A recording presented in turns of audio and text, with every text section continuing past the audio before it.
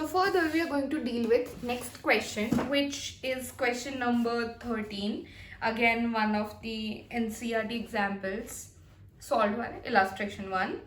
The question reads, a man wishes to estimate the distance of a nearby tower from him. मैं आगे पढ़ती हूँ, then let us understand. एक और statement. He stands at a point A in front of the tower C and spots a very distant object O in line with AC. अच्छा, सबसे पहले पूछा है, बोला है कि एक इंसान है, one man. He wants to find out distance of tower from where he is standing. ठीक है, तो सबसे पहले that person is standing over here, A point पे, right? चलो, A point पे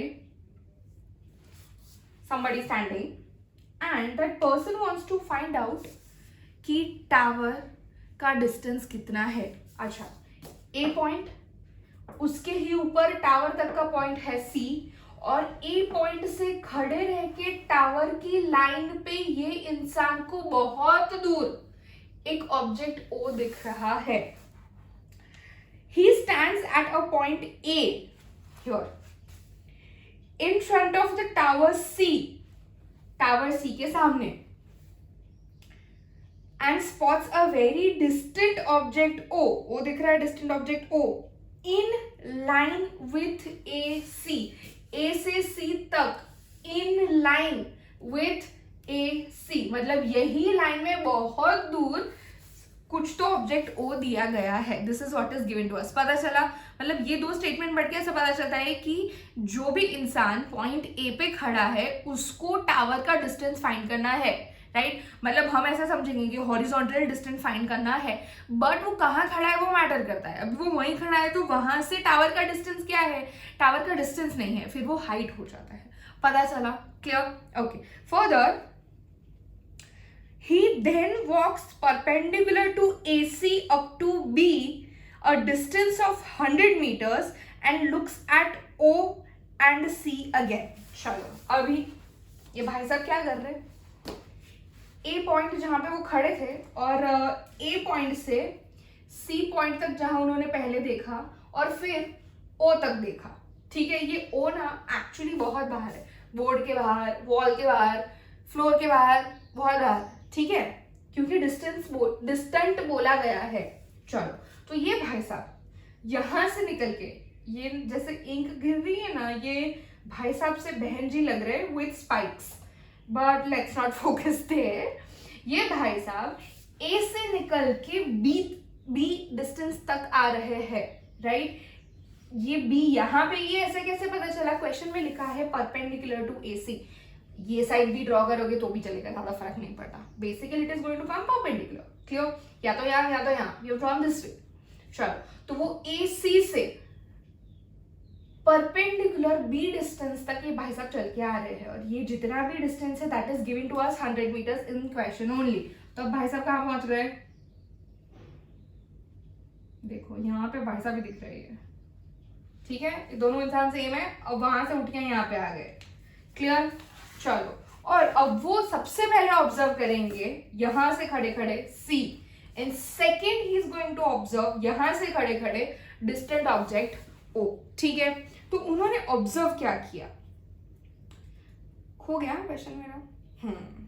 Since O, that distant object O, since O is very distant, the direction B to O is practically the same as A to O.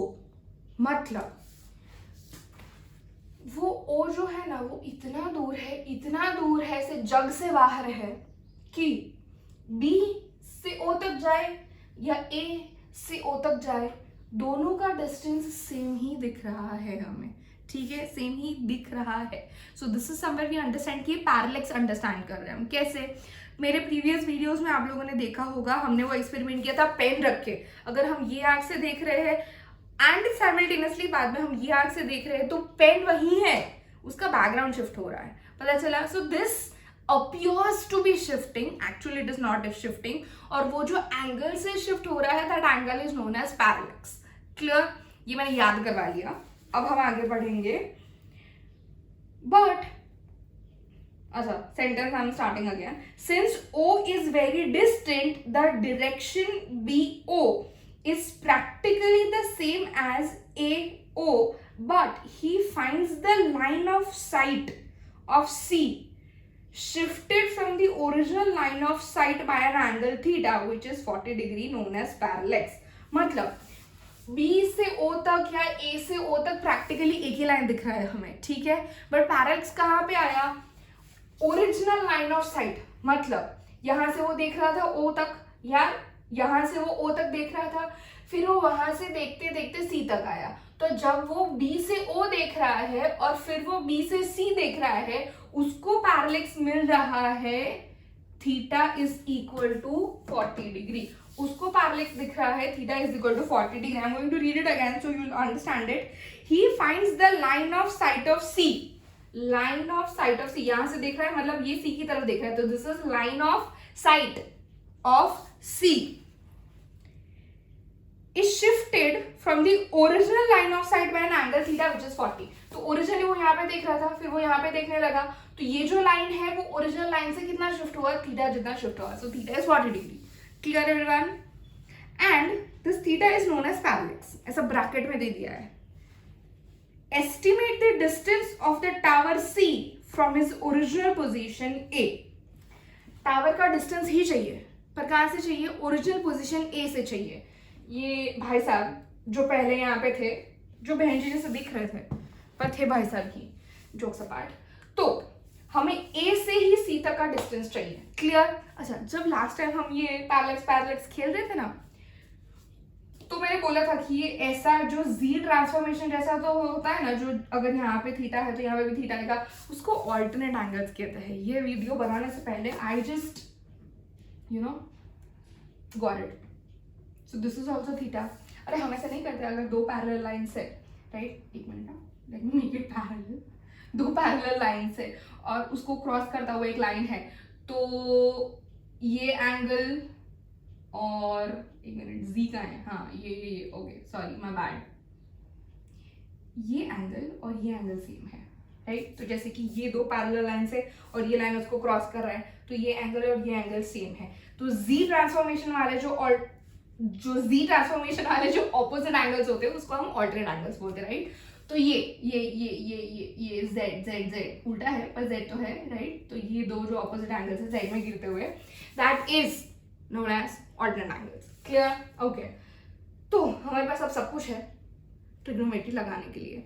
हमने parallax में क्या देखा था? हमने parallax में देखा था that tan theta is equal to what was it?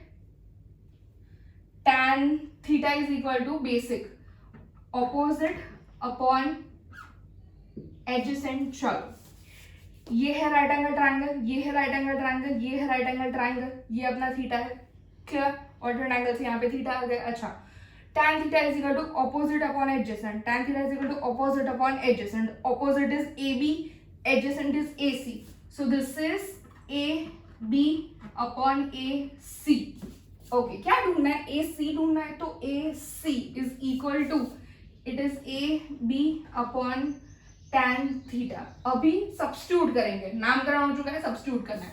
So what is A B? A B is given to us as 100 meters and tan theta, tan of 40 degree.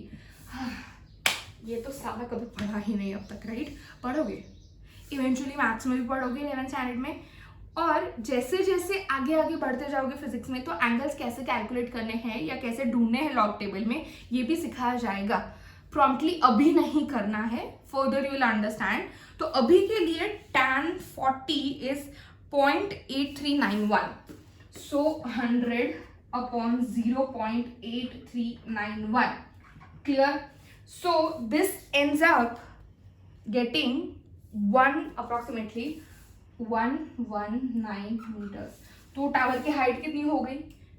119 meters. और you can say from this point A, the distance that we have measured till C point of the tower, it is 119 meters. पता चला, it is on the basis of parallax concept. And again, I'm telling you, tan of any angle कैसे ढूंढना है, sin of any angle, cos of any angle, ये सारे नाटक हम eventually आगे करते जाएंगे. Right now it is not necessary. अभी के लिए सिर्फ ये याद रख लो, tan 40 is 0.8391. Come on, write down.